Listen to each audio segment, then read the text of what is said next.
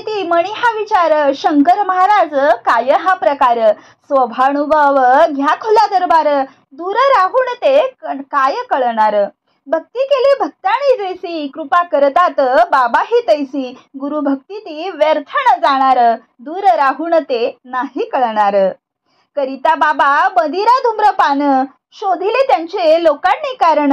ज्यांनी केले विषाचे प्राशन, त्यांना मदिरा ती काय बाधणार, ज्याला दिली बाबाने दिव्य दृष्टी, त्याला दिसतात ते समाधीवरती, गुरु भक्तीविन नाही कळणार, अनुभव ज्याला त्यालाच मिळणार, भक्तांना नित्य अनुभव देतात, बाबा नाना रूपात भेटतात,